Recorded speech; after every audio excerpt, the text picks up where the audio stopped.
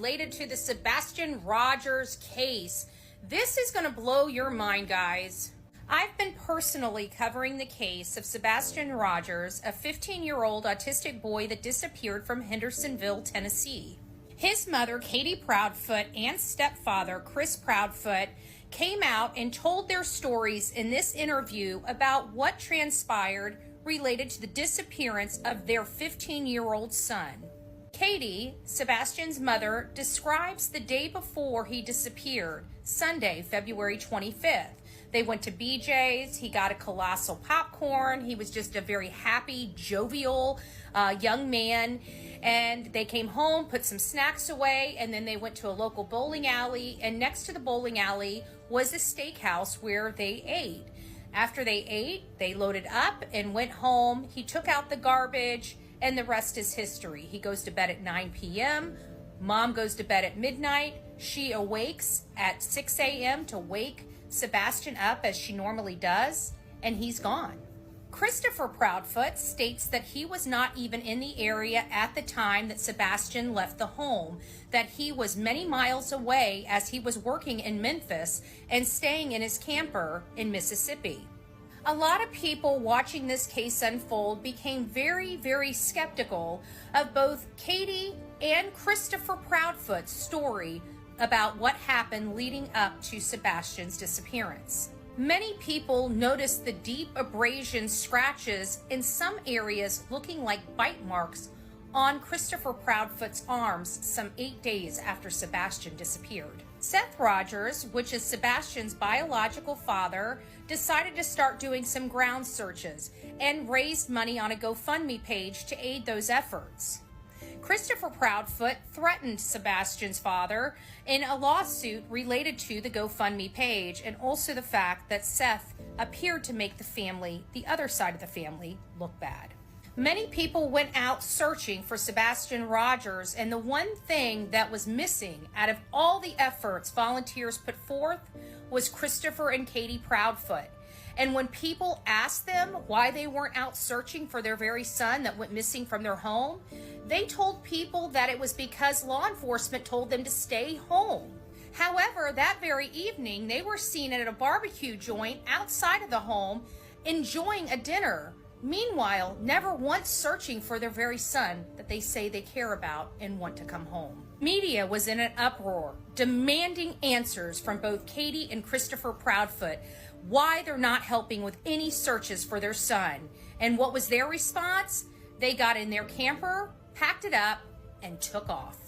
Sebastian's mom and stepfather took off to a campground in Mississippi, where they returned home for a short while and then returned back to this campground. Right now, it appears that the camper is still at this mobile home park or RV park with Chris's truck, but we have confirmed Chris is not staying there and has installed a camera on the camper. There are so many people curious as to why there's a camera on this camper, but not on their home before Sebastian Rogers walked out that door. The sheriff was very cordial at the beginning of this search for Sebastian when he truly believed both Katie and Chris Proudfoot were deemed innocent and had no culpability in the disappearance of their son. If you look at the newest interview Nick Barris has with this very sheriff, you see a much different demeanor. Does this case anger me? You darn right. Does it make me want to almost lose my mind? You darn tootin'. Chris and Katie have a lot of explaining to do, because what I just laid out for you is only a minor, small amount of the case against them. From the East Coast to the West Coast, we are everywhere true crime is. We are asking for the public's help. We are searching in the woods. We are doing what it takes here on the Bullhorn Betty channels to find answers to the most alarming cases we have been watching on the news. I can tell you personally that I have traveled this entire country seeking these answers and bringing that content right here to you here on the Bullhorn Betty channels and Bullhorn Betty Crime Stories. We are happy with the work that we've done. We brought many answers to the public, and we have defied mainstream media in our pursuit of the truth in these cases. We will continue to work, we will continue to fight for these victims, and we will continue to tell their stories here on my channels. Welcome to the Bullhorn Betty brand of channels and the Coffee Club. Thank you for your love, thank you for your support, and more importantly, thank you for allowing me to bring these victims' stories to each and every one of you, advocating for each of these victims. God bless you, God bless America, and more importantly, God bless our victims.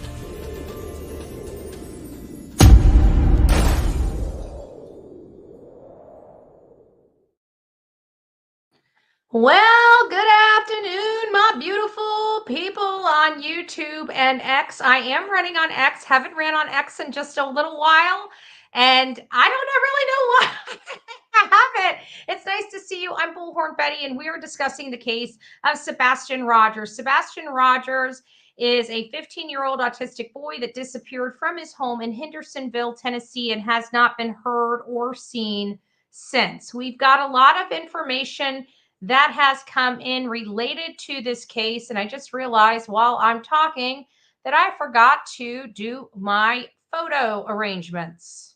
Yay me, but that's okay. It's going to be as simple as hopefully this. And we want to open Sesame. We'll be going through some screenshots here in just a few moments related to the Sebastian Rogers case, and some of the reason why I labeled this as the confusion. Please don't tell me you're going to open up in 1,000 different photos. They are opening up in 1,000 different photos. I did not open that up right. That sucks. So we will try this a different way.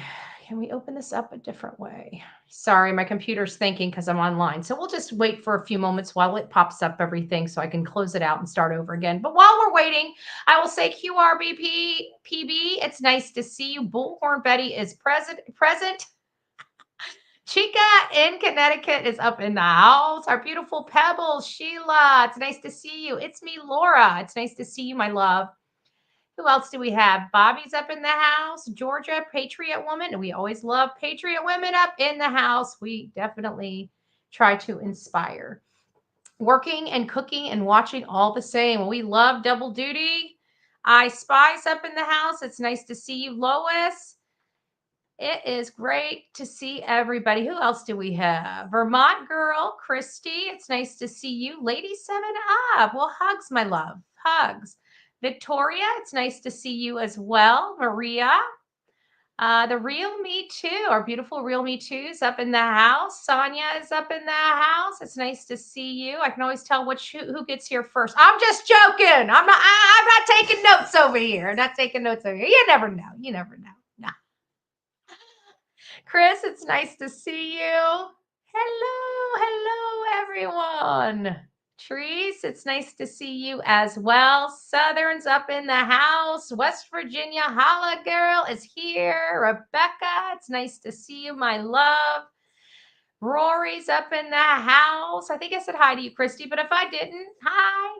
It's me being me. Love it. It's me being me too. Some people love it, some people hate it, but it doesn't really matter. Stand in one line or the other. If you ain't over the fence after 4 years, sayonara, baby. Sayonara. I am Team Summer. Oh, I got to go over here. Sorry about that. Where the heck am I? Somewhere over the rainbow, skies are blue. So they say, right? So they say. Let me see here. There we go. There we go. Okay, nice to see you. Nice to see you, my love. Who else do we have? We have Izzy Girl up in the house. It's nice to see you, my love. Nice to see you, Vita. Who else do we have? Oops, it's me. It's nice to see you, Shannon. Nice to see you. I hope everybody's doing well. Pink, River. It's nice to see you, River. Kelly, April from Illinois. It's nice to see you, April. April. Bree Shoemaker. It's nice to see you, love. I like the oops, it's me. The Canadian cat lady is up in the house. It's nice to see you. Yes, we're going live. I was going to wait until 8, but I figured we'll go live later tonight anyways. I'm going to be up. I'm working on court paperwork. As you know, I've got a dog that's going stir crazy in the house. So I took her out and ran her around. I think the neighbors like her. I just gave her a bath today. I guess that, yeah, I gave her a little bath, right? I scrubbed. She didn't like it. She didn't like it. I got the water all, not too hot. I got it, just so it's not cold, And so she did well after she realized she needed a bath. She didn't smell, but she's starting to get a little stinky. I can't have my baby also. I can't have her being the stinky kid in the class, She's getting a little smelly. So I figured it was time to give her a bath. I don't give them baths often, but when I start smelling the dogs and it's not puppy breath, they're getting a bath, okay? If that's once a day, it's once a day. If it's once a week, it's once a week. If it's once a month, it's once a month. She was quivering. She was shivering so bad. I actually took her in the room. She had my heart I felt so bad. She just shaking. So I ended up putting her up under my shirt, and just holding her there. And she started warming up. And it was just the one side of her. The one side I didn't quite get my arm around. You could feel it. It was like cold. So as soon as I put my hand on that side of her, she stopped shivering. So she fell asleep for a little while, and then that's all she needed. Today, she didn't need much sleep. I'm used to her sleeping most of the day and being like, she's up 15 minutes and sleeps like 15 or 30 minutes. And she's up for 15 minutes, sleeps for like 15, 30 minutes. That's the way it is all day, except at night. At night, she sleeps for several hours, but I still, if 3:00 when I wake up, I whether she's awake or not, she's getting up and out the door. I mean, sorry, Charlie, but we haven't had any accidents in the bed, and we ain't starting today. So at 3:00 in the morning, and then again at 6:00 in the mornings when she goes back, because we go back to bed at 3. Sometimes she likes to gnaw on my fingers. I don't know what makes her tick yet, but she does have her personality. She's starting to talk to me though. She's starting to come in there, like if I'm working, like I was working on in there on the Mac because I was doing the court stuff. And she came in there and started yelling at me. She's like, "Rrr." Like, what? She's like, "Rrr." I'm like, what do you want? She starts bouncing. I'm like, do you need to go potty? She has puppy pads in the living room. So it's not like we go accident free in the house, but at least when she needs to have an accident and I'm not paying attention, she goes on the puppy pads. But as far as the bed, we have had 0 accidents in the bed. We want to keep 0 accidents in the bed. And as long as we keep 0 accidents in the bed, I will not crate her, even though she needs to be crated. And I've been bouncing back and forth with it. I just want her to get a little bit older, and then I'll crate her. And people say, that's not wrong. You need to do it sooner than later. I don't know. I'm having issues, okay? Personal issues. I like the little thing snuggling up to my neck, okay? I won't lie. So as you can hear, she's bouncing all over the place. But what I did today, which is quite cute, because remember I told you when she's in the bed, I tell you that she likes snuggling next to me. She hates being in her bed. Well, I brought her out here. Sorry, just looked over and her little butt was bouncing around the chair, around the recliner. It was just cute. But I brought her bed out here.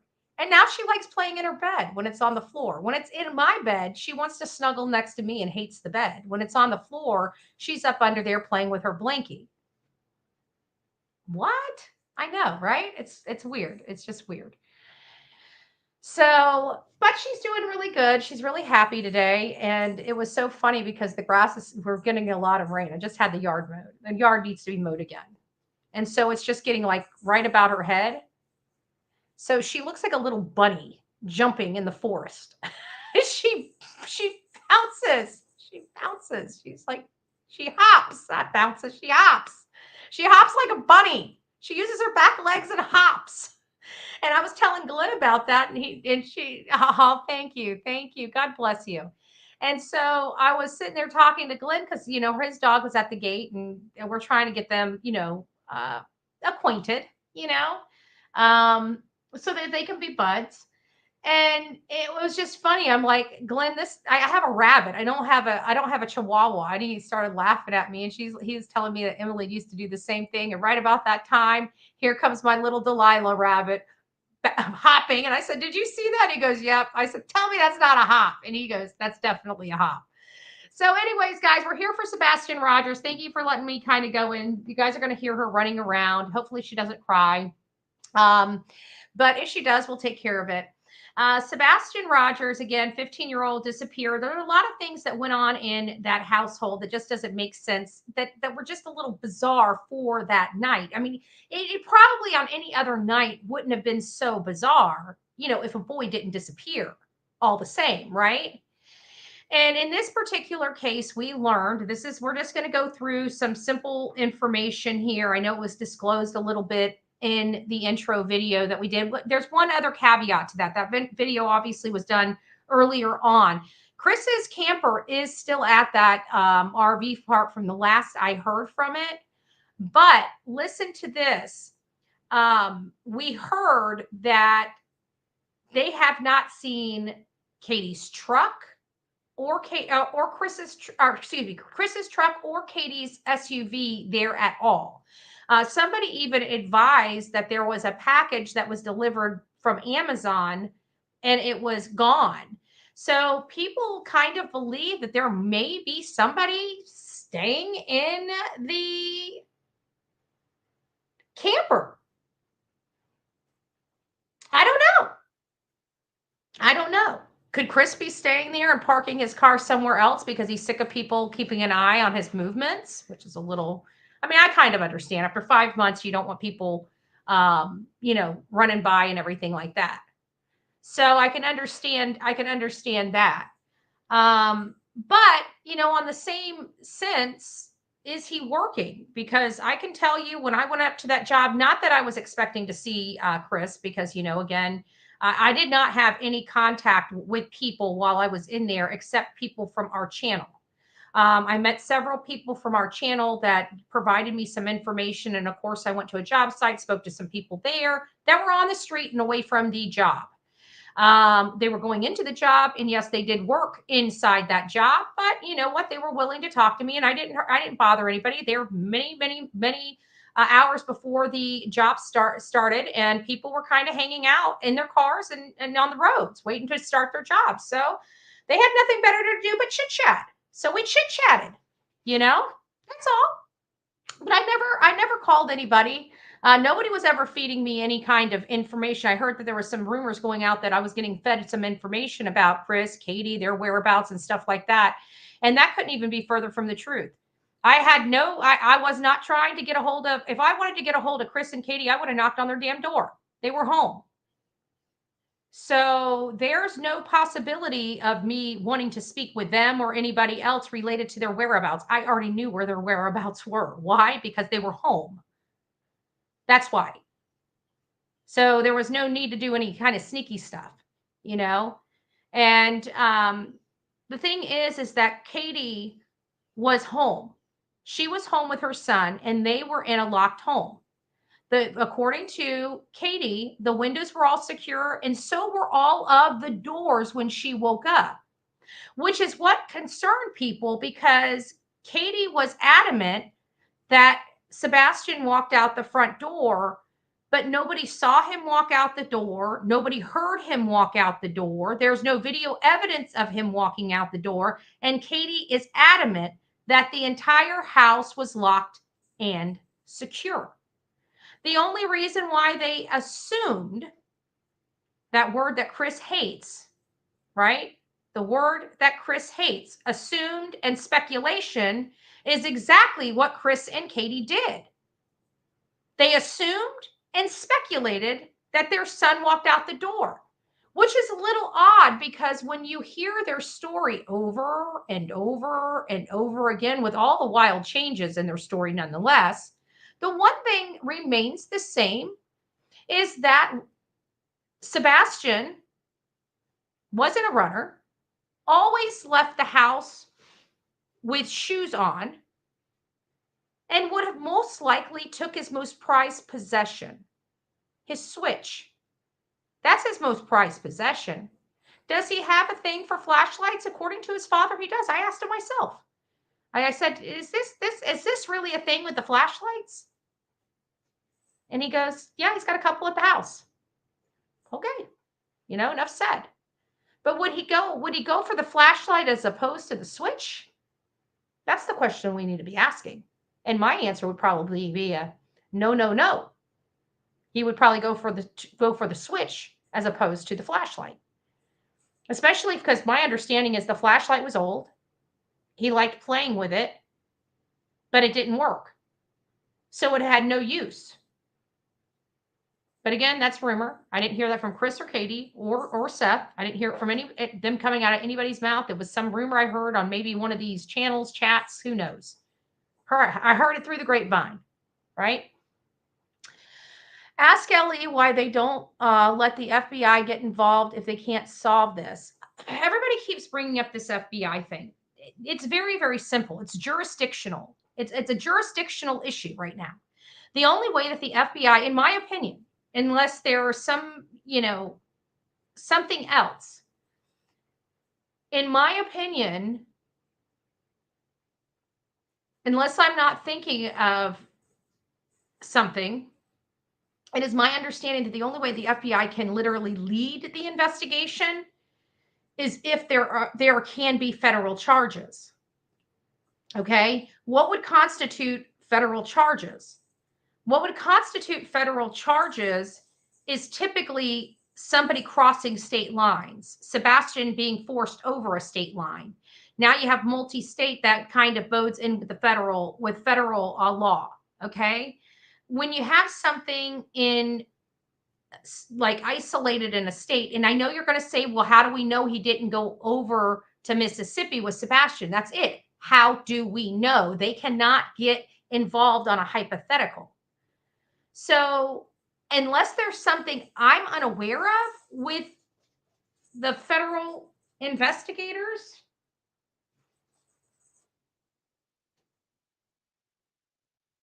or the FBI, then I don't see jurisdictionally how they can take over the case. It is my understanding now, I again could be wrong, but it is my understanding the highest that they can go in this case as it sits right now with the information available is TBI, Tennessee Bureau of Investigation, which many of us can agree and conclude we're not really happy with, right? Even Seth, he wants people to reach. If you see it or hear anything about his son, or you have any information, he's not really asking you to reach out to TBI. He's asking you to reach out to your local FBI outfit and let them know the lead or the information. He's kind of gotten to the point, from my understanding, that he would like the FBI to be involved. We heard his call for the FBI a while ago. We know darn well he got neck surgery and had neck surgery so he could get back out there looking for his son, because he was in an incredible amount of pain. And he's been begging for the FBI to get involved. And Sumner County, and the only way you can upgrade it is if Sumner County would let it go, or ask the FBI to step in, or the state attorney. But there's still the caveat of they have to be able to prosecute the case that they take over. And I think the problem is there are no federal charges where the case sits right now. There's nothing that brings this to a federal court. And again, one of those things that could bring it to a federal court, or could give more weight to the FBI taking over, would be, in my opinion, him being taken across state lines. I think that all day long would help us move the needle in the right direction. But again, there's no evidence that he ever was taken over state lines, meaning that everything starts and ends in Tennessee, making Tennessee Bureau of Investigations the top resource, the top investigating body that could take over this case the way it sits right now. And again, this is all my understanding. Please do your own research on this very topic, because again, it's something I'm going off the top of my head of things that I've learned over time. Not something that I've recently looked into related to this particular matter. Okay.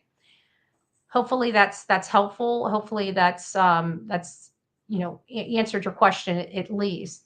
They had to make sure that they didn't make it seem like it could have been an abduction. That's the problem I'm having. When you kind of, now that we're kind of on this side of the case, 5 months in, and now that we're having to look back and keep constantly going back to the beginning and keep trying to find and honing in on specific areas that need to be kind of explored a little heavier. One of those areas is that right there is the abduction. You know, why were they so adamant that Sebastian wasn't abducted? They wanted to go out of their way to make sure that us, the community, law enforcement, and all media knew that Sebastian walked out of the home, how incredibly strict they were, how they know that there was no third party that could have touched him, talked to him, coerced him out of the house. They made that a priority to drill in to our head. They didn't want this. Why?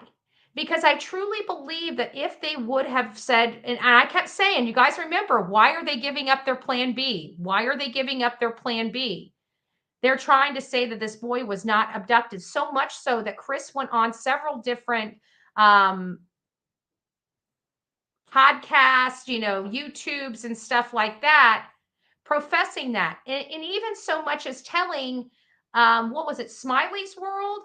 When she brought up this very topic about this possibility of somebody coming into their home or using the access point at the front door because it's a combination. And Chris's response was, "Oh, there's no way anybody broke into my house." Basically, I'm paraphrasing here. So go do your research. Again, it's the interview that Smiley had with Chris and Katie Proudfoot on her show. And she asked about this abduction, and he basically says that if somebody had come into the house, the neighbor's camera across the street would have picked up a figure. There would have been some type of figure coming out of the house. That figure in shadow would be picked up on the Ring doorbell camera. It has done it before. So we have a situation where we have Ring doorbell cameras all over the neighborhood. And while they would not normally produce, like, say, an image that you're seeing of Bullhorn Betty right now, it would produce a figure or a shadow that is moving along that they can look at and say, well, the height and weight is about the same, right? Well, none of that exists for this boy. We have lighting phenomenons in the home that were captured on these Ring doorbell cameras. So we know their sensitivity is pretty good because they could actually see Sebastian's light being turned off in his room. They could actually see when the light in Sebastian's room was turned off. They could see or turned on and off several times between 9 and 11:30. They could literally see on this Ring doorbell camera a figure moving through the house to the back and turns off that light. And the next thing we know, the whole entire house goes dark. Goes dark. Pretty weird, huh? And then that same night, caught on, yet again, cameras in that neighborhood, some light phenomenons that look like flashlights or potentially cell phones, right? And never forget, these cell phones are pretty handy dandy because they come with a pretty bright flashlight on them already. Could it have been this that we saw? Pretty bright. We knew one of them was brighter than the other. These lights went to an unidentified vehicle. The unidentified vehicle, the shadow of the unidentified vehicle was on camera. Hi. What do you want? I can't play right now. I know, but I can't play right now. I'm talking about Sebastian Rogers. You want a treat? Let me bribe the dog for just a second, guys. Give me a second.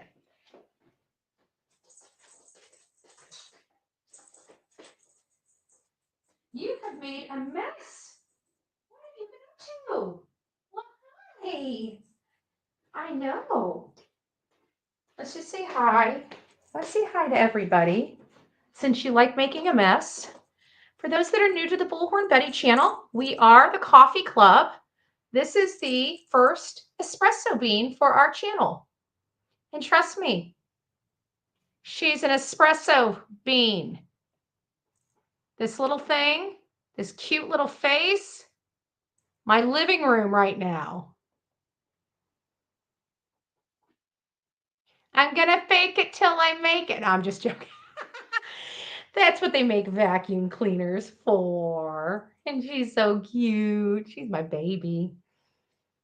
Aw, she just wants to be with mommy. She hears me talking, guys. So I'm just going to keep her here until she decides she's tired of me and wants to go play again. So, they had, and it's always made me worry about this whole abduction theory because, like I said, we could see all these things, all these images, all these figures and shadows on these cameras. But the one thing we couldn't see is Sebastian Rogers walking out the front door. Like Chris said, if somebody came in, it'd have to work the same way. If somebody went out, you would see a figure. They didn't. It worried law enforcement so much that 2 weeks later, they decided to reenact what had happened that night, according to Chris and Katie Proudfoot. Do you think that their story panned out? Because I can almost guarantee it probably did not. It probably did not. Because I think that the investigator would have walked out the house, and I bet that the neighbor's camera most likely picked their shadowy, hazy figure up, leading them to question Katie and Chris about why it's so difficult to see their son leaving the house and why there has been zero, and I mean zero, video footage with all those cameras in that community. Zero footage has turned up of Sebastian walking out of that home, walking down the road, being seen on any camera walking. He hasn't been seen walking. So somebody would have had to collect him somehow, pick him up from that home. They didn't see him walk out. So how did he get out? I think those lighting phenomenons on the outside going to an unidentified car might have something to do with that. You know, I don't know that to be a fact, but I'm hoping that they find answers. But it seems like, on one sense, the deputy sheriff, Eric Craddock, wanted everybody to believe that they were garbage truck lights. But according to Bobby and according to the neighbor there that actually captured that footage, they said they couldn't be further from the truth because they saw the garbage truck come in some 2 hours later after that light phenomenon. Ask Ellie why they won't. Okay, we got that one. See what this one says. What would they think would happen? They would have a missing kid. Like, don't they think people will be watching? No. I believe that Chris and Katie convinced themselves that they were just going to report Sebastian missing. Nobody would pay attention to a 15-year-old autistic boy. I definitely don't think they expected social media to get involved. And I don't think they expected a shark like me to be involved. And I am a shark. When I get a hold of something, I don't let go. Right? And so we're doing this thing. And we are going to continue to do this thing. So we keep this stuff out, whether people like it or not. I haven't been on TikTok in a while. But when I get out in those woods, there's going to be a whole new invigoration of people wanting to learn about this case. Because when I start working and I put that work on TikTok, especially when we start searching for people, those things typically get millions of views. Not all the time, but they typically get millions of views. So I'm hoping that we can do that. That's how we got the wind in Layla Santinello's case, because her case wasn't being picked up. I know people say that I don't cover any cases that aren't dominating the news waves and this, that, and the other. I had a poor mother. Her name was Jennifer Santinello, begging anybody and everybody to please help her and her daughter, help find her daughter. And nobody would pick up the case. Barely a stitch of media from her local media all the way up to national media. And absolutely nobody was covering this on social media. And I remember begging social media, calling for all hands on deck, and nobody would help. Nobody. So Olivia and I got in our car and went to help this mother of a missing daughter, an imperfect missing daughter, one that made a lot of mistakes and one that had a lot of problems. And you know what? Not only did it get millions of views, it finally got the attention of some national media. And Jen Santinello got to put her daughter even on a bigger platform. So while we haven't been able to find Layla Santinello, we were able to move the ball. We were able to get her in front of a lot more people. And that is what I hope to do with Sebastian's case, because I think people are forgetting that this boy still needs to be found. He still needs help. And while people are still trying to tear down, the father of this boy that's literally just had surgery so he can get back out and help look for his son, it breaks my heart. It really does. What would they think would happen if they went for the missing? I feel bad for Faith to be closed up in the house. But see, I think they treated Faith much different than they treat Sebastian. That's the problem. I think they treat Faith like a normal child should be treated. I think that they literally had resentment for Sebastian. And again, I'm going to say it. I feel like Katie did something to this boy, either for resentment or she just started looking at him as he was defective. This is not my words. These are how I think Katie feels about her son. That is my opinion about how she looked at her son. Because there's no example that I can use other than that. When she holds another woman's child like she has never held a child before in her life. She never hugged Seth or Sebastian like that. We have no photos of her caring for that boy like she did Faith that day. None. And if there are some, Katie, put them out. Show me I'm wrong. Show me you hugging your son like you hugged Faith. Show me that. I guarantee she won't be able to. That's what's so sad about it. And people can get their panties in a wad, and I don't care. And I don't care because I'm not the one with a missing kid. Katie is. Then who has the key to the house? Good question, Carol. There's no need for a key to the house. Their garage door has a padded key on the outside of the garage door. Their front door has a keyed pad on the front of the door, so you just have to plug in a code. So the question needs to be, in my opinion, who has the code, right? So I don't know who has the code. People have tried to ask Chris that, and he adamantly states that nobody has the code but him, Katie, and Sebastian, which is hard for me to believe because I feel like my neighbor's got, I don't know if he's got a key to my coded door. I don't even know what my coded door has been. The batteries have been out for so long. I forgot what my code was. So I have no idea even what my front door code is. I gotta be honest with you. But back in the day when we used it all the time, I'm pretty sure my mom had the code too. I don't know if I gave it to her or not. I can't remember. But yeah, who has the key? Who has the code? Same. Definitely the switch. I believe he would have taken the switch as opposed to the flashlight. Absolutely. Before we get too far, I did want to bring up an article that was sent to me from one of our subscribers. And then we have 1, 2, 3, 4, 5, 6, 7, 8, 9, 10.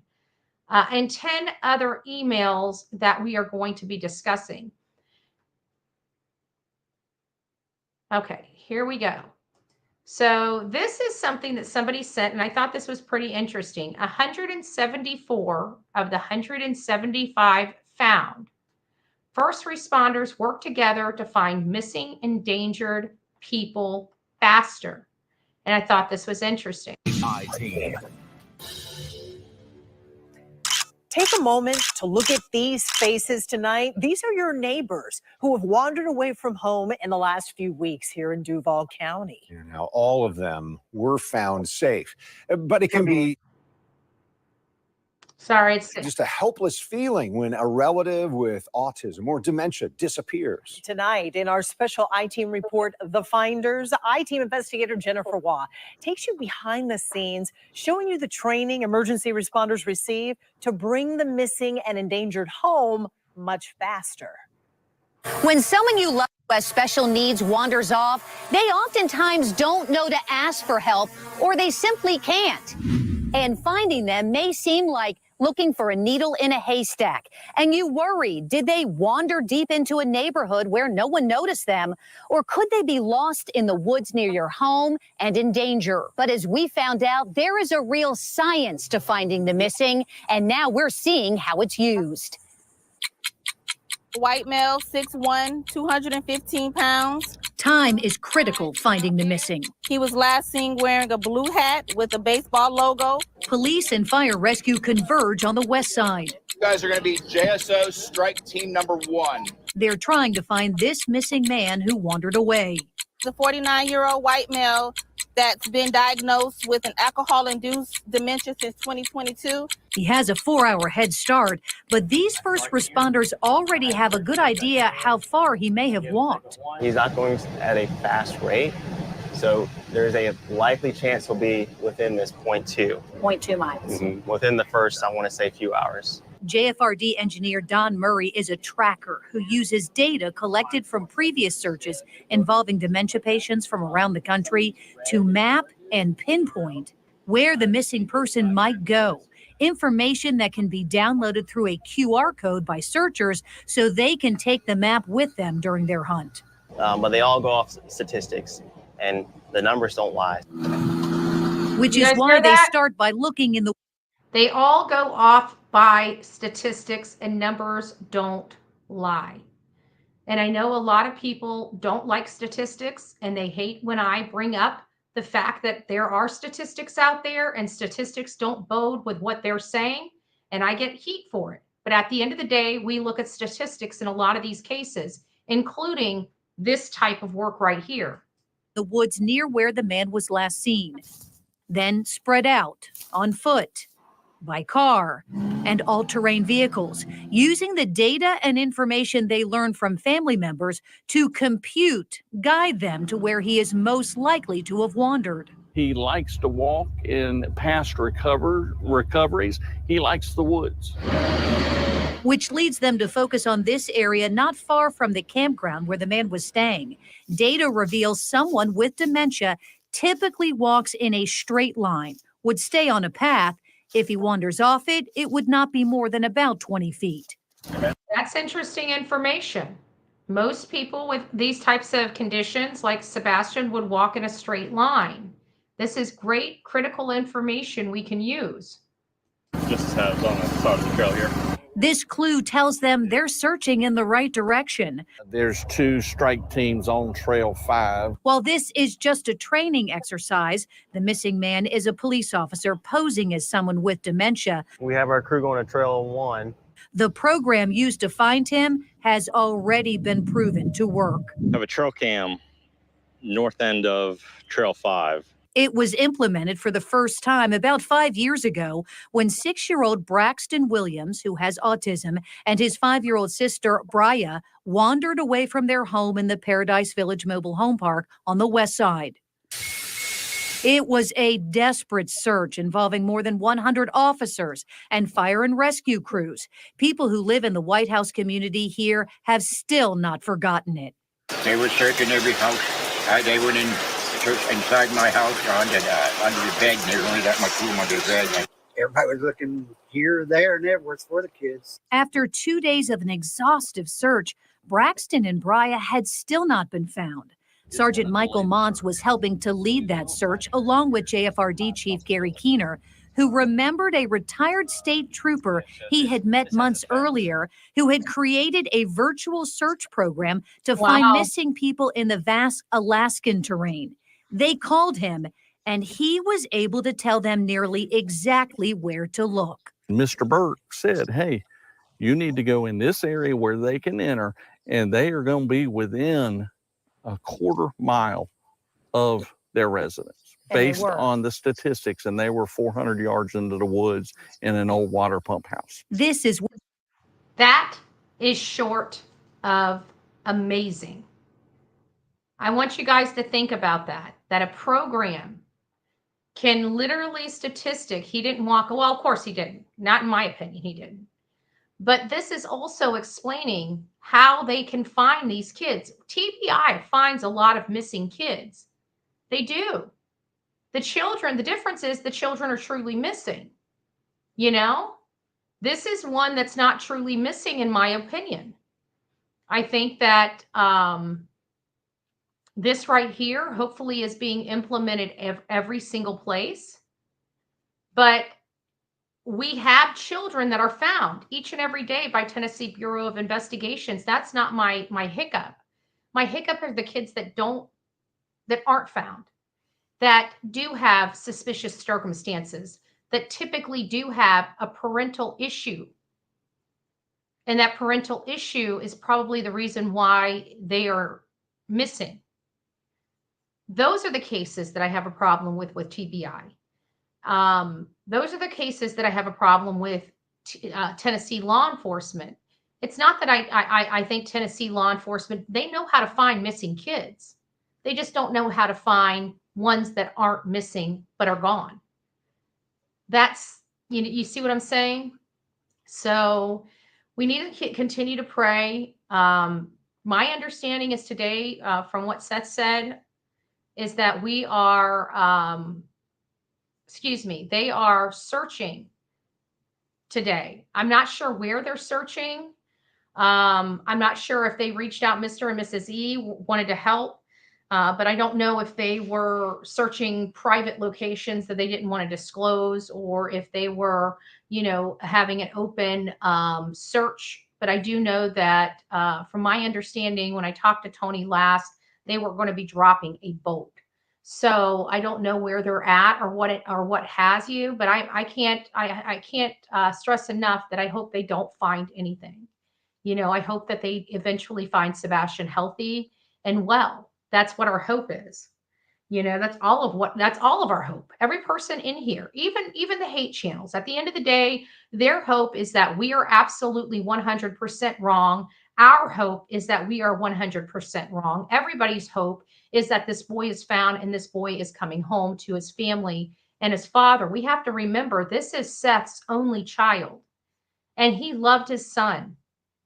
He was there with his son's first words and steps and everything. Katie, not so much. Those are things that Seth is going to remember. Oh, there's a lot of people bashing me, Wendy. There's no point in even engaging them. Just stay off those channels. If they bash me, just leave them be. Let them bash. They're idiots, and they can't stand that I'm right more than they are. Actually, I don't think they've ever been right about a thing in their life. So we just don't listen to them. They have no information. All they do is sit and complain and tear down people. That's not who we associate with. We associate with people that do good, not bad. And I have nothing for poor behavior, especially in true crime. We have things to do here. Our things to do here is trying to advocate for a 15. I could care less what people's opinion are of Seth or of Tony, or it has nothing to do with me. It has nothing to do with what we're doing here. We are here to try to find or help provide information for a 15-year-old boy. And that's it. Let's listen to what else they have here. This is pretty interesting. Where the children were discovered, safe after 52 hours in the woods. We got our babies back. I never gave up. My son never gave up. We kept the faith, and I thank God for that. JSO and fire. That mama looked a little upset, didn't she? A hell of a lot more upset than Katie Proudfoot. I'm sorry. Rescue have been using the same methods to find others, including this 78-year-old man, as part of a program they call MEPSAR, Missing Endangered Persons Search and Rescue. Jermilis Nonnard was found in a swampy area after 3 days of searching in January of 2023. Now, they're training as many first responders as possible. Are we 100% sure that this is the victim and we can cease search operations? 100% sure it's him. And it's working faster than ever before. How you feeling? I'm good. Glad they found me. MEPSAR is so accurate, local first responders have been able to find 174 of the 175 missing and endangered people since the program was created. Those are amazing, and I mean amazing numbers. That is almost 100% recovery. That is huge. Everybody should be being trained in this type of work. Hopefully they are. If TBI hasn't heard about this, they need to. They need to. We need something. We need some new eyes on this case. I understand it's hard. We dealt with it with John Pruitt in the Summer Wells case. You know, he seemed like he didn't want anybody messing with his case. He didn't seem like he really cared to work with the resources available to him. He didn't seem like he cared to work with the FBI or the TBI. He just wanted everybody to stay out of his way. And here we are all these years later and no resolution to the Summer Wells case. Did that pompousness help? Did that arrogance help? Sometimes law enforcement needs to ask for help themselves, but they won't because they feel or they're conditioned to think it's a sign of weakness or that they don't know how to do their job or another array of other things. It seems like some of these law enforcement agents are so smart too smart for their own britches. I love the law enforcement officers. Yeah, I don't think, in some of these cases, like these higher profile cases, I can see how it gets a little annoying. You have so many people calling in. But people have to open their ears. It's part of their job, right? It's part of their job. They have to field these calls. That's why I'm so adamant about telling people, please don't call law enforcement unless you have absolute information that can help them. Not psychic. I understand people believe in the psychics and stuff like that. Law enforcement does not. You're wasting their time calling them with any lead from a psychic. They will shut it down. They will not entertain it. You're wasting your call. You're wasting your energy and you're wasting your breath. It's not that I'm saying that they're bad. You guys know how I feel about it. I love some of them.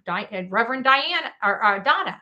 I followed one of her maps. Snow sponsored me to go out there to follow one of her maps, looking for Summer Wells. And I can also tell you, I did have to call law enforcement when I had to explain why I was there. They looked at me like I had 8 heads, and I knew right then they were not going to look at that pile, and they will not.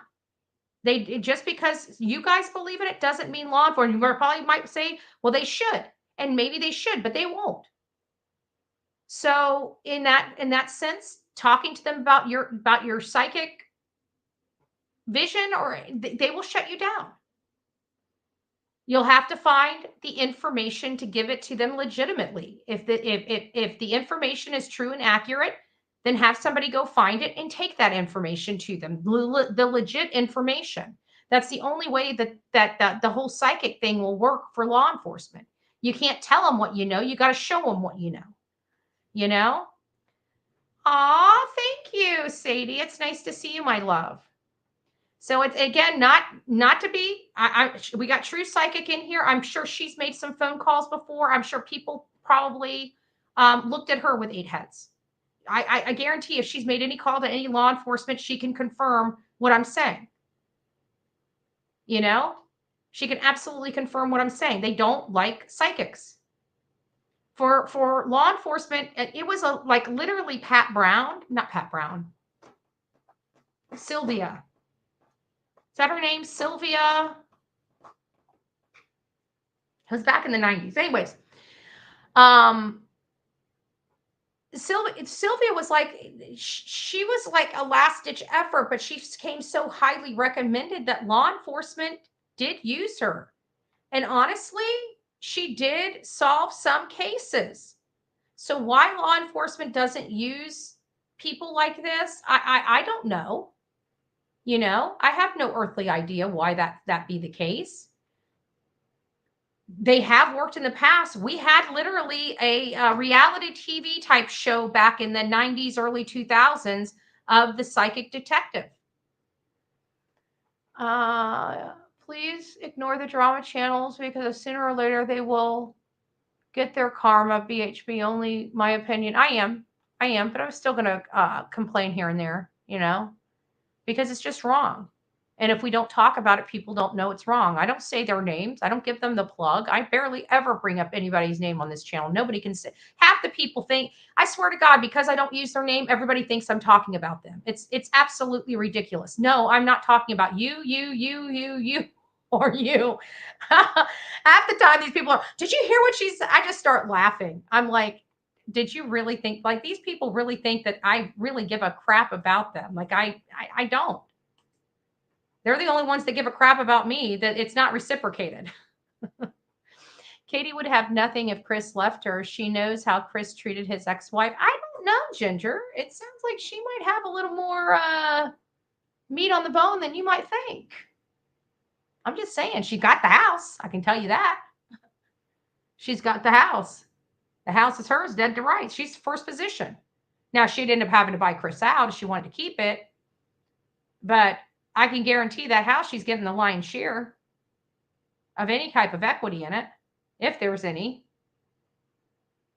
You know, I don't know. But Tennessee, I think Tennessee law is similar, or more similar than like a Commonwealth. Are they Commonwealth? Is Tennessee the Commonwealth? That might be the problem right there with their laws. I don't like Commonwealth laws. I'm sorry, I just don't. It's not my cup of tea. It's not my cup of tea. And I know you guys probably don't understand that, but legal professionals understand it. I'm on the late train, guys, but made it. Hello. Well, Renee, it's nice to see you. Good evening. Good evening. I'm 100% Team Sebastian and BHB for kids everywhere missing. And that's another thing. Like, people are dogging me for posting flyers of a missing child. Isn't that the most insane thing? Like, what do they tell you to do when a child goes missing? You post flyers, put signs up, bring recognition to the community so people know the child's missing. When I walked into that community, it didn't look like a child was missing. I'm sorry. That highly disturbs me. It highly disturbs me, so much so that I decided to burn my butt by getting out there on foot and putting signs up. Well, it's the first time I've ever heard. It is. This is pretty interesting. Somebody sent that to me. I thought that was really interesting. I wanted to make sure that we played it. So I wanted to go over some things, and this is conservatorship, guardianship. I just said I'm not going to be providing, unless I don't see where she gave me permission to use her name, so I won't be providing her name. But I'm not going to be able to read chat while I'm doing this. So let me get down to the bottom of chat and see if I missed anything. Hey guys, I see you guys all coming in. It's nice to see you. It's a different time. Make sure your notifications are all on. Yeah, make sure all your notifications on.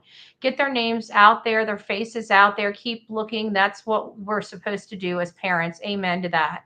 Amen to that. And that's the one thing that I feel like Seth has been doing, but he's been the only one in that family doing it. I haven't seen it. I've never seen a man work so hard. You know, he really has worked hard, and a lot of people dog this man, you know, not realizing he has his own disabilities. And a lot of his own disabilities actually explain some of the outbursts and other things that are going on with him, you know. Never mind that he was in excruciating pain through a lot of this. Common law can work well, wives. They know what they are legally getting us. They need to get divorced. If they gave their own assets when they entered in the marriage, they can legally protect theirs. Gotcha. I don't like the laws in the Commonwealth. I'm just saying. I've known the devil runs rampant on the earth, but it wasn't until I saw all these creators that I believe it. And me too. This was I got to tell you, there was an enlightening that happened to me when my car was broke down. And you guys saw it. You guys saw it in real time. You guys saw it every single day. And why we are where we are today. And this has all happened for those that are out there. This has all happened like in the last several months is when I've just put my line in the sand and enough's enough. You know, I had just a lot. It was just too much. And once I saw what I saw, you can't unsee it. And I can't deny it, you know? And that was enough for me. It's one thing with people telling you this stuff is happening. It's another thing seeing it in real time and seeing it for yourself, you know, because I don't trust anybody on these streets. Let's be honest. Nobody does. Right? Nobody does. Why? Because you see what happens on these streets. You see what happens on these streets. No, Tennessee is not a Commonwealth. Okay, good. Did Chris get custody of Faith? No. Michelle, I don't think he got visitation. I think that was just a visitation. He hasn't had, from my understanding, he hasn't had visitation in a while. I think since like Christmas, maybe. And then when he got her for Christmas, as soon as Faith got back to Nina, she immediately filed an emergency injunction to keep her daughter away from him and keep him away from all of them. So we don't know what happened, but it seemed like something did happen after Sebastian's visit. But I have to think that if something like people are speculating that something happened to Faith during during Faith's visit. And I don't believe that because Nina, I feel like in all of that interview that she had on Trev Times channel, that she would have elaborated that, you know, she wouldn't have spoke so kindly of Sebastian. You know what I'm saying? And it seemed like she liked Sebastian and Faith liked Sebastian. So I don't see that being the catalyst for the injunction. Just my opinion. It could have been, but it just doesn't seem like that would be the case. But it's possible. We're here and my family pray every night for. Oh, that's so sweet, Tammy. Thank you so much. Whatever happened to our milk cartons missing children? Because they're not milk cartons anymore. But you know what? They were coming up with a new like program to put missing people on these semis. But you know what? I think I only saw one semi the entire time with a missing person flyer on it or a missing. Oh, excuse me. Oh, missing person cutout on it. You know, so I think that's interesting. That would be really good because those semis go all over the country. Why don't the neighbors get together and put trail cams in the woods all over? To be honest with you, I don't think the neighbors really give a crap about this boy or what's going on. They just want everybody to leave them alone. That's what's so sad. Like the neighbors, they don't even want to think of Sebastian. They just want everybody to leave them and their community alone. They don't care whether this kid is out there somewhere or not. That's my opinion. And you know why I created that opinion? Because nobody has a sign of this boy. Nobody even put a green light in for him or a freaking ribbon on their house or in the community entering in just to honor this boy. I had never seen such rich people with money do absolutely squat for a missing boy literally in their small community. I can't with them. I can't with them. You know, I really can't. But that's why. Because they just want they want this all over with. They could care less about this boy. They just want their life back because their life matters more than this boy. Okay, it's the the nose up in the air problem in Tennessee when they should have good Southern values and a little more scruples than to not have an avocation for a boy that went missing from their community. Thank God it wasn't one of their kids. How lucky it wasn't one of their kids. But I guarantee if it was one of their kids, things would be a lot different, which makes me sick. Sorry, not sorry. I speak it like it is. And if they don't like it, I could care less. I could care less. It became, he loved his son and he's a good parent. He is a good parent. He is a good parent. That's good. That's good. Sebastian and Seth share the same abilities and stay focused on their goals. They do. And Seth knew how to teach his son. That's what was so great about it. That's why he was so upset when teachers would treat his son less than, because he wanted his son to have absolutely everything. That is what a parent is supposed to do. Fight for their child. I remember when I was younger, I'm deaf in one ear, okay? Back in my day, things were a lot different, okay? You're talking about 1984, 1985, okay? Much, much different than it is today. Because of my hearing, my school wanted to put me into a slow learning disability class. They, instead of just putting me in front of the classroom so I could hear, they wanted to ship me off to a slow learning disability class. And my mom and father lost their shit, which they should have. Mind you, I was in advanced mathematics my entire middle school, you know? So it really, really, parents know better. And it upsets me that people dog Seth for being a parent and going to the mattress for his son. Because sometimes you have to do that. My life could have been a lot different had my parents listened to the school. A lot different. I might be drooling right now because of my education instead of speaking to you. Who knows? I don't know. Never saw any picture of KP hug. No, we never saw it. Hey, I'm challenging her, right? Kathy has so much to say on social media, which reminds me, we're about to get to in just a second. There's definitely a group of creators working together. Oh, they are always been working together. It's called conspiring and concerted action. Just saying. They really act like nobody sees it. They act like nobody sees it. If we can see it, it's provable, babe. I'm just saying.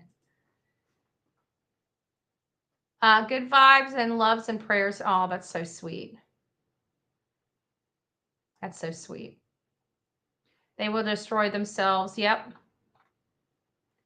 Out of 50 states, there are only 4 Commonwealth states: Kentucky, Massachusetts, Pennsylvania, and Virginia. I don't like none of them. I'm just joking. I don't like none of their laws. Let me just put it out there like that.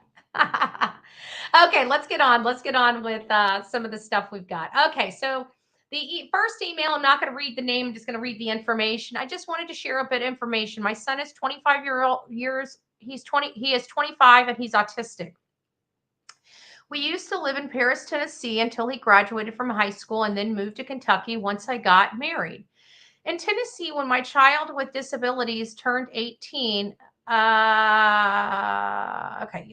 turned 18, you have to get a conservatorship.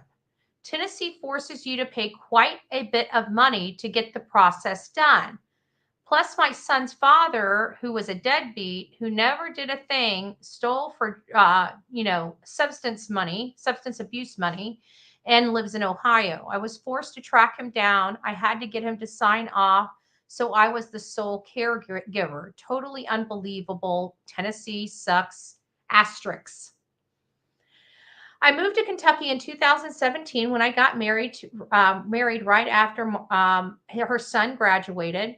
Kentucky required guardianship, which is less complicated. Not only that, Kentucky did the whole thing free of charge, no court costs, nothing.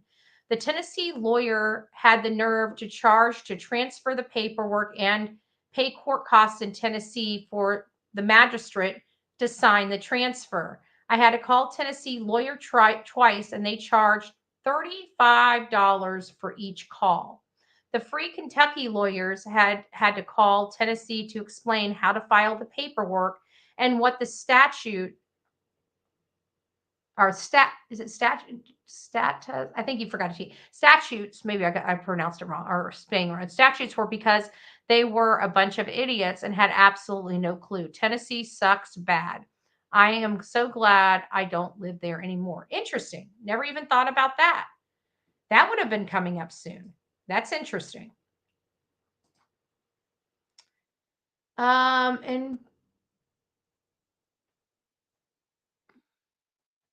then Reggie B. Good has sent an email saying, why, while Katie is talking to Chris on the phone, she never mentions the thud. We never heard Chris ever, in earlier conversations when he was talking about the phone call, the 3-hour phone call. Why didn't he hear the thud?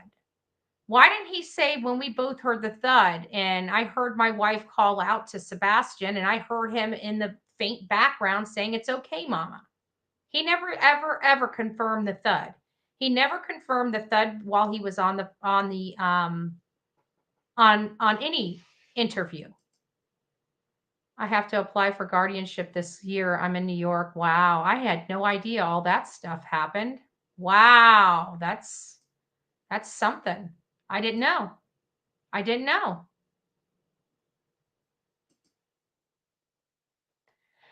Here's another question. Maybe you guys will know. Maybe somebody has heard on another, maybe you guys can reach out to one of the hate channels that back these pieces of garbage parents and maybe ask them. I'm sure this is a benign question and they would be willing and happily ready to answer this question, but I'm pretty sure they're going to say security, it goes to the integrity of the investigation, HIPAA, private privacy. What cleaning company did they use for their house? I'd be interested in that information as to who cleaned their house. So here is something interesting that we talked about. We're about to get over to Kathy Bauer's socks. Oh, which reminds me, I got to open those darn photos again. Give me a second. I got to try to find a way to open these damn photos so they're all in one order. Show more options. Like I just wanted to go into like cast on I want it just open. It opens them all separately. I don't want that.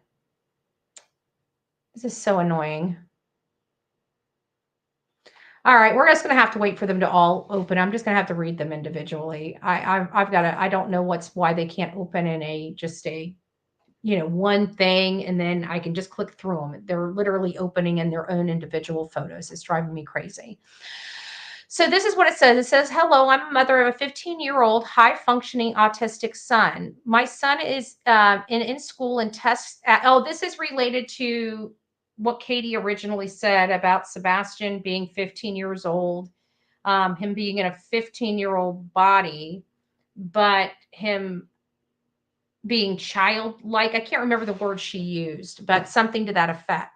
And so I said, how does that make sense? And so this person is trying to explain it. So I liked their explanation and thought I would share it with all of you guys as well.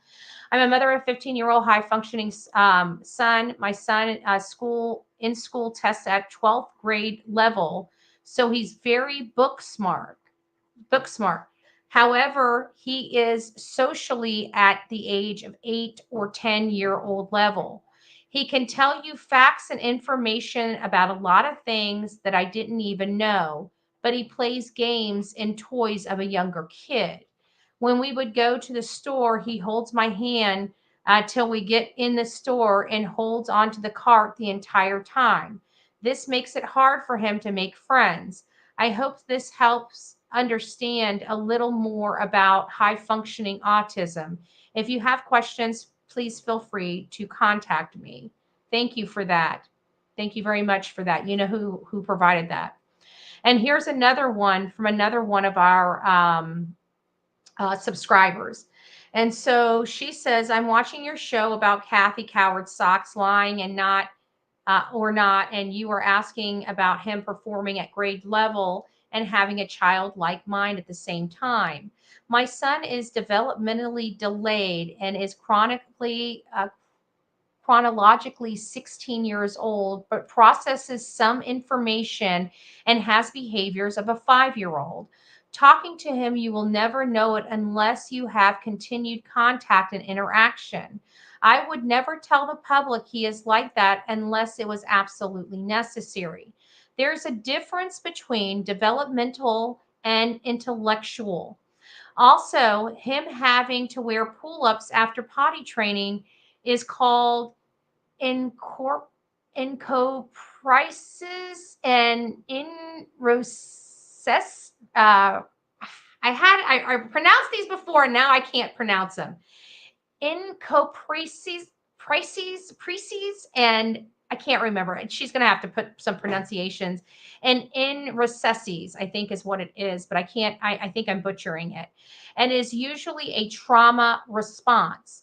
And I believe Sebastian definitely had trauma. I hope this is helpful. And I just want to be, I love that, crystal clear. You are correct about KP and CP using his different abilities as a manipulation tool.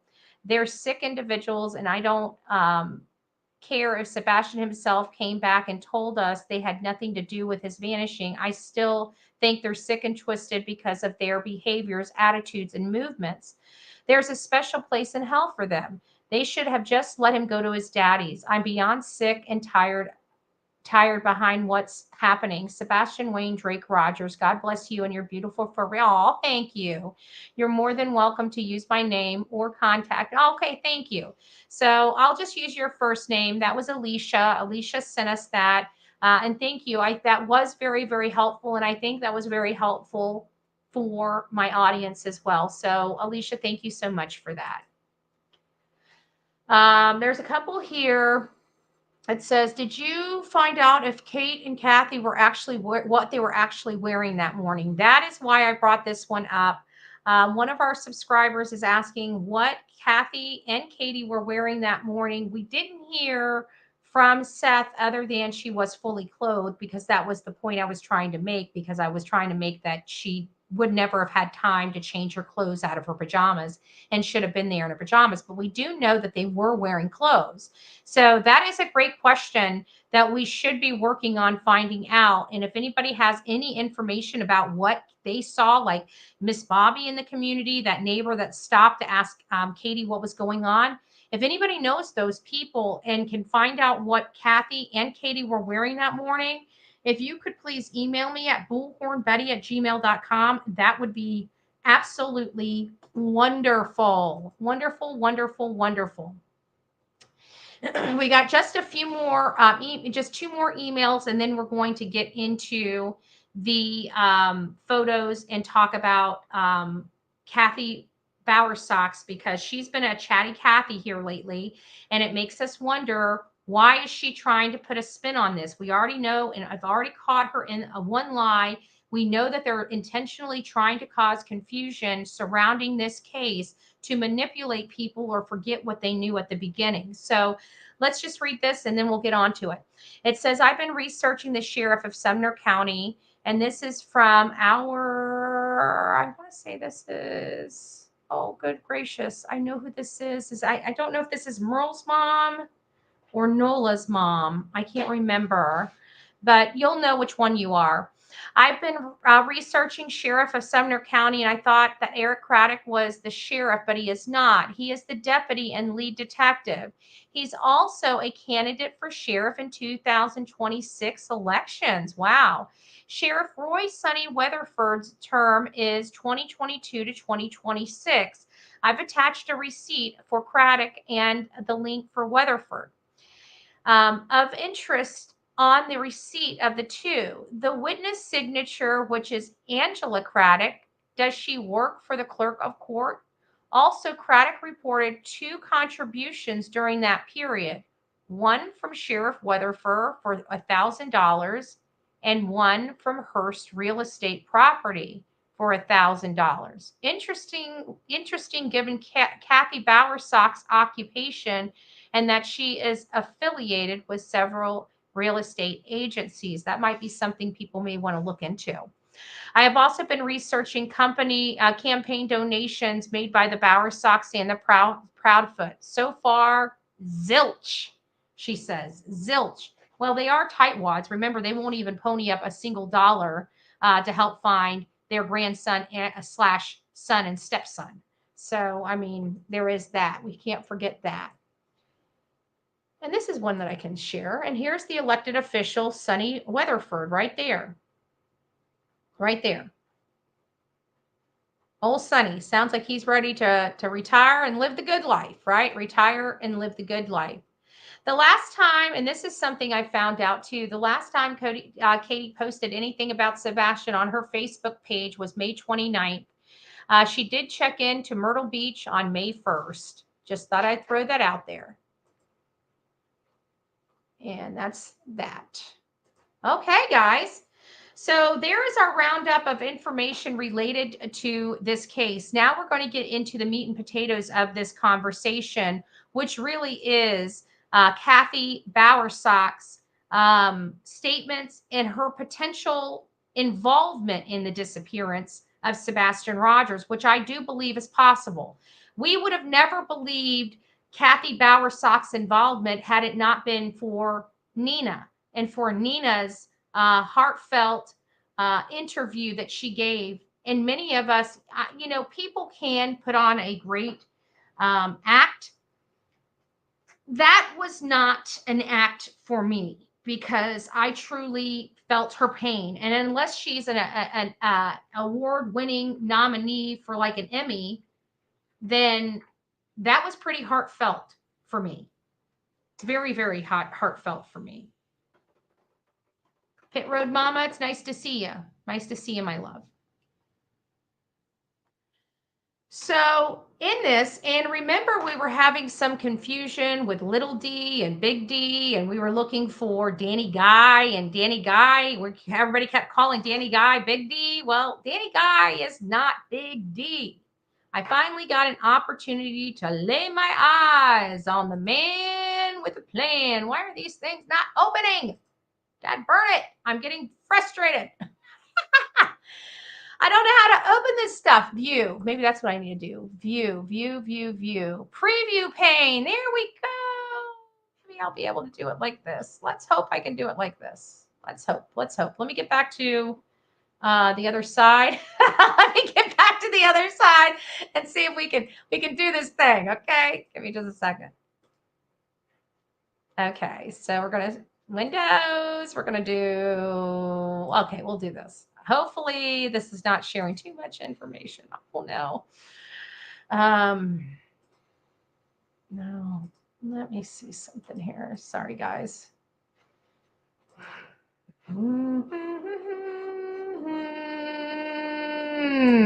There you are. I'll put you up front. Oh, good gracious. Quit fighting me, please. Thank you. And then there we go. Okay. I think I may have it. Possibly. Allegedly. Potentially. So let me go down to this one. So we're learning about Danny's information. And this one is a screenshot of, I wish I could, well, let me, and it goes into a different one. Can you guys see that? No, you can't. So what it says here, I will have to read it for you unless I can move this over. There we go. Maybe that'll help a little bit. Allegedly, potentially. There we go. We move it over just a little bit more. No, we cannot. That's about as big as it's going to get. Okay. So what it says here is it was said that Danny's computer was given back a couple weeks ago. His daddy, Big D, owns the trash place in Gallatin, Tennessee. I never heard he owned the trash place that caught fire a couple weeks after the landfill search in Kentucky. His daddy owns the construction company next to the trash place. I think it should be very easy to find out who is potentially responsible for the trash, or who owns the trash. There is Big D. This person here is not Danny Guy. This is Bryant Danny Guy. This is Bryant Guy. This is Papa D. Okay, Big D. Little D is Danny Guy. But this guy here is the man that Nina referred to as Big D, from my understanding. Never seen his photo before. And because of this, I wanted to make sure that we saw him and could put a face to a name. This is officially Big D. This is the older Danny Guy. But again, he goes by Bryant D Guy. So here he is. There's Big D. I thought you guys would like to be introduced to him. Now, Big D and Little D are totally different. Now, let's go back to this, and it'll say it again. Danny, that's Little D. It was said that Danny's computer was given back to him weeks ago. His daddy, Big D, owns the trash place in Gallatin, Tennessee. I don't know if that's true. That caught fire. Now, I did hear about the construction site right next to it, and that is their family business, which is a little weird. And of course, you see all the relatives to Big D. And this says, I am one that brought up the trash company when I seen it next to the construction office. Then the next day it caught fire. Suspicious to me. If Big D owns the trash company, they set it on fire. But nephew owns the construction company, and Kathy works there as an office manager because her picture is plastered all over when you search for the company. She has also done realtors too. So they buy the land. Danny's company builds the houses. And of course, Kathy Bauer Sox most likely sells that out. So as many of you know, we had discussed this particular post early on. And this is when they were talking about, she says, can you tell us that whether you were at Warsham's? She said, no, she was not. When they asked her what time did she arrive at Katie's house, she tells the world 10:30 a.m. that she didn't arrive to Katie's until Katie's until after 10:30 in the morning. Sebastian's father, Seth, arrived at their house between 8:30 to 8:45, but definitely there by 8:45. And the only two people there at the house were Kathy and Katie. So why is Kathy causing this confusion in her timeline? Why is she intentionally going out of her way to buy 2 additional hours when law enforcement, as well as Seth himself, saw her there way earlier than 10:30 a.m.? I feel like she's trying to cause confusion. Was the Bauer Sox car seen in the neighborhood when Sebastian went missing? Kathy didn't say, no, it was not. Kathy didn't say law enforcement has confirmed that my car was sitting at my house all night. She says none of that. She says, according to the timestamp camera in the Bauer Sox driveway, third person, and the neighboring cameras, it was not. Why was she focusing only on the cameras to support her claim that her car did not move? Not law enforcement, not other means, but by a camera that she says was in her driveway, which I did not see any camera in her driveway. I believe that they may or may not have had a Ring doorbell camera. I didn't see any cameras up on the eaves of the house. I'll have to go back and look at the live to confirm that. And there's at the end of her road is a straight shot through the backwoods to make it to another road. Now, granted, I haven't gone back there, so I don't know if there's shrubs or trees or something that would prevent a vehicle from making a straight shot from their road to the road on the other side of that tree line. But it looked like it was a straight shot from where I could sit, and it went back to that other road. I didn't see any other stamps or anything like that. According to the timestamps of the cameras, we already read that. So she's answering these questions, but every time she's answering them, she's causing more and more confusion. And these questions have been going on for quite some time. Why is she just now? Let me get over here and check your comments. Why is she just now starting to talk?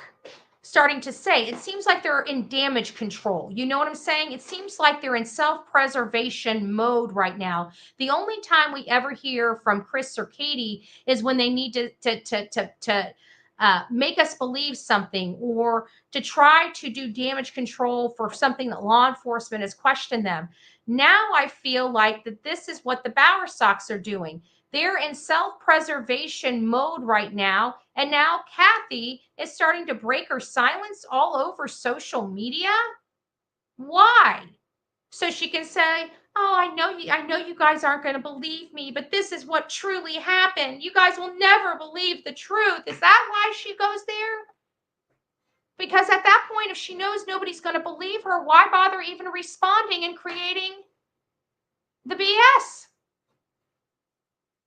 You know, it seems very, very self-preservation type of conduct.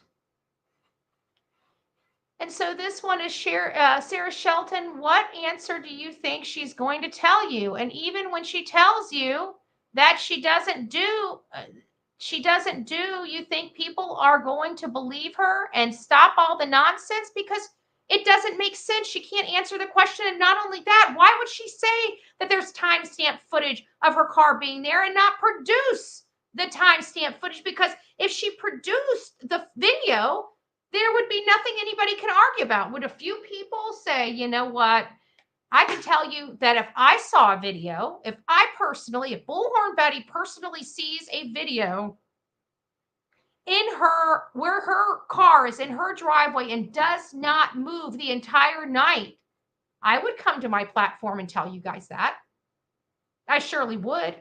I mean, I'm not taking them off the list, but I'd find another way that they did it. But I would definitely back her up. And I'm saying this with all reality. If Kathy Bowersox showed me, she can send me the video to bullhornbetty@gmail.com, bullhornbetty@gmail.com. If she can produce to me a legitimate video showing her car never left that entire night, I would say that here on this channel. I surely would. But I don't think she'll ever produce me that video because I don't believe it exists. But I'll give her the opportunity, right? If I'm wrong, I have no problem sitting up here and saying I'm wrong. But give me something that I can corroborate. Give me something I can corroborate, Kathy. If you did not leave that house, I prove it. If you obviously say you can. So why are you writing about it and not showing it? We can all download those clips off of our systems. I can download it off the cloud. I can download it off my sync box. I can download each individual clip individually. I don't have to download the entire thing. I can download one video at a time. And we know for a fact that that would be under a few videos, right? It'd be a few videos. I want a block to see all the timestamps, and I want to know that I have every single one in that chronological order, and I will review them.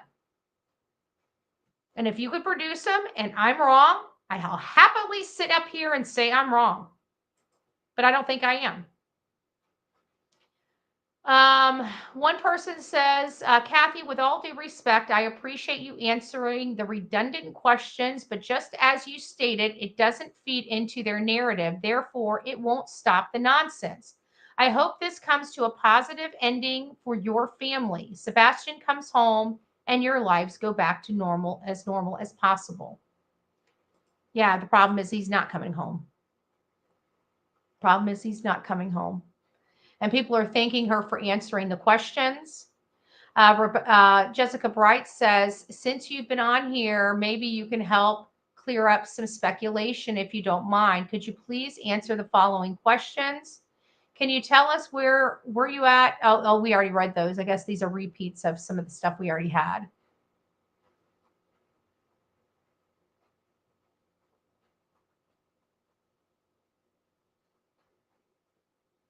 I don't know what her first question was. I'm trying to go through here. There's a reason why I got these. Seems like people are getting upset at this woman just asking very simple questions. But there's no way that Kathy got to Katie's house after 10:30 that morning. Chris Proudfoot acknowledged that he called his mom first thing in the morning. So Kathy Bowersock, so you arrived after Seth that morning? He said he arrived around 8. You were already there. Then Chris said Chris arrived around 1:30. And then Jessica starts answering the question to Sherry. I'm wondering the same thing because I also remember Seth saying that. Feeling confused. The confusion. The confusion of all of this. The confusion of all of this. Why? Why? Sherry Davis, when I arrived, Seth was sitting in his truck parked in the front of the house on the street, smoking and talking on his phone. I don't know what time he got there. I call bullshit, bullshit, bullshit. Katie's already said that she was there. There's no way this lady got there at 10:30.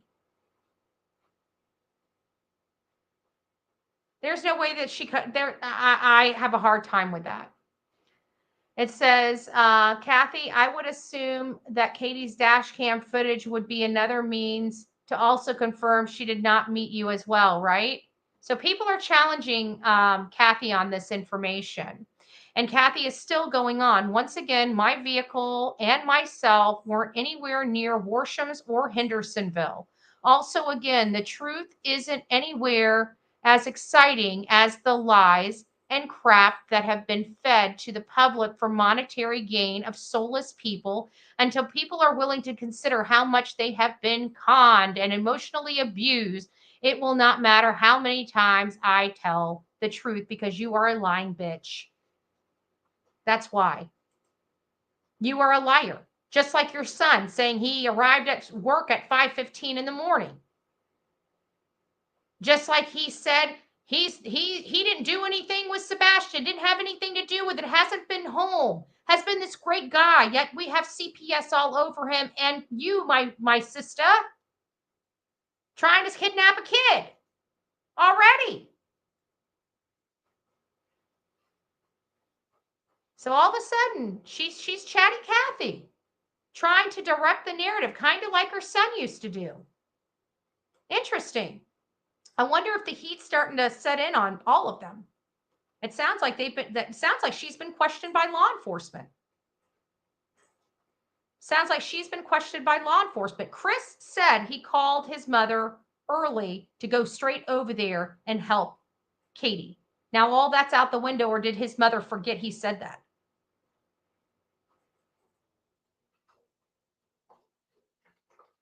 Interesting. Oh, you have cameras. Why didn't your son have cameras at his house? Priscilla, I love you. I love you. I love you. I love you. Like, yes, and yes. How? How can that happen? I don't know. I really don't know.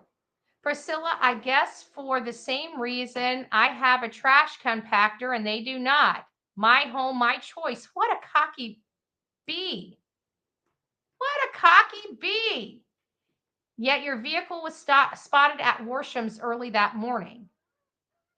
I will correct you. My car was not. What? Hi. Am I talking too loud for you? Or are you saying you need to go potty? All right, one more. Just give me one more. One more. I'll be off in one more second. It's one more photo. Just one more photo. I'm done. Mother, may I? Just one more. She's saying I can have one more photo. And this one says, Randy Otis, I will correct you. My car was not. There is nothing you can correct unless law enforcement says it. I'm not believing anything from you or your buck-toothed husband. Now that was just not nice. Whoever said buck-toothed husband.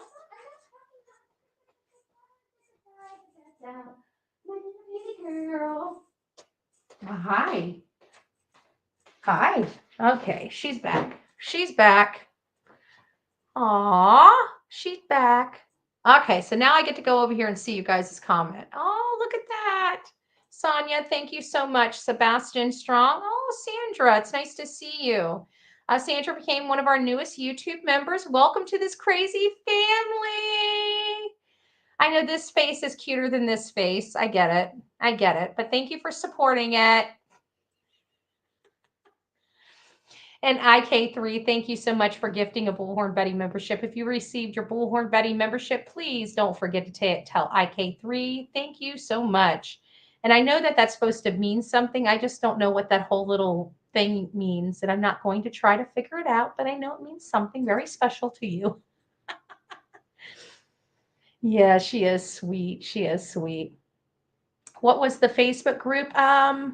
They came from several ones, I think. I think one was that the Proudfoot one, the Finding Sebastian Rogers or something like that. Because I think Seth says Find Sebastian Rogers, and one was like that. And then one was on that horrible group, Mysteria, that one that B-ish lady runs that booted me out because she took my badge away from me and I called her out on it. And then she decided to reinstill it. And then she decided to block me for no good reason because she's just and when I find her, I'm going to cuss her ass out straight to her face. I'll go knock on her damn door to cuss her ass out. Yeah. And Kathy is lying. She's saying she was there, but Chris said he called his mother to go over there. And I thought that was his cover for trying to explain why his mom was seen in the area so early in the morning.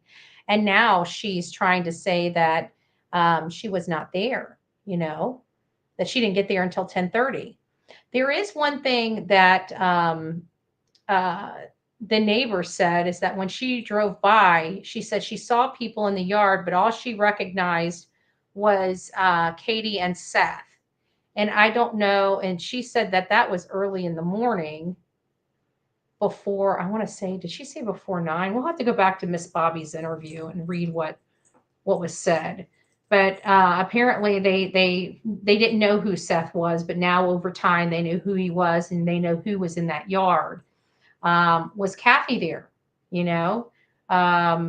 Those are good questions because when Seth was talking about going into the house and Katie putting the phone up in his face, apparently Kathy was sitting right next to her and they were having conversations about other stuff. I don't see why Seth would say that. I mean, he has no reason to lie about that. Like, why would he lie about Kathy Bowersox being there if she wasn't there?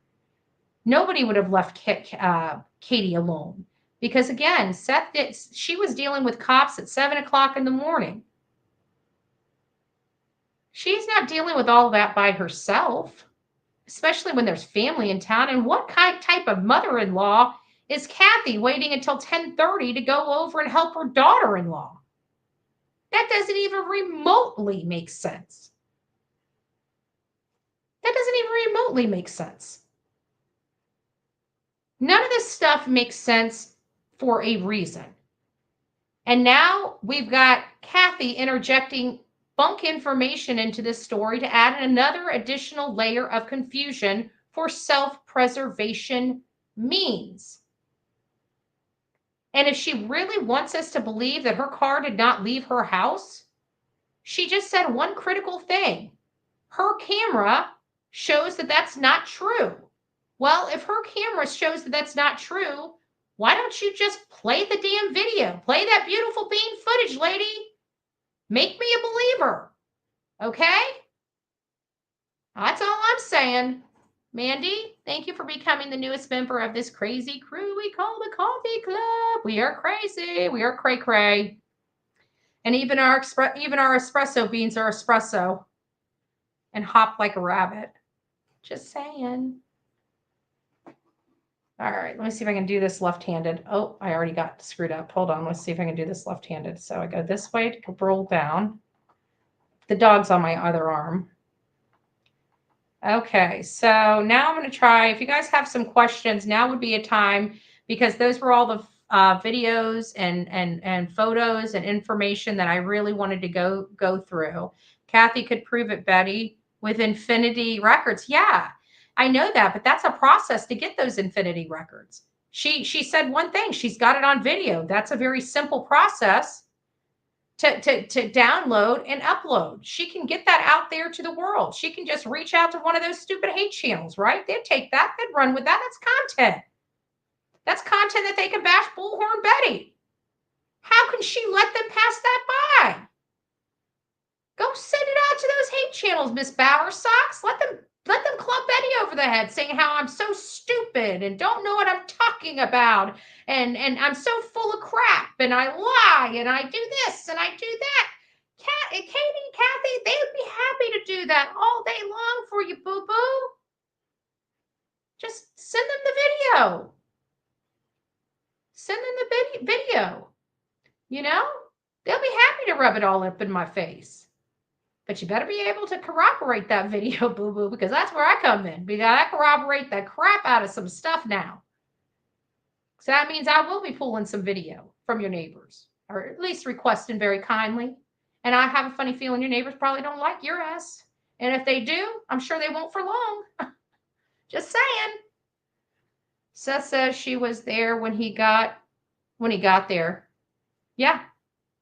So she doesn't prove her innocence because she's no, she doesn't prove. She wants to bitch at everybody, saying that she can't prove it, because even if she does prove it, nobody will believe her. Well, you can certainly try having that attitude. You know, that's not a winning attitude. You're in real estate. You're in sales. We're supposed to have winning attitudes. It's in sales. I know how that works.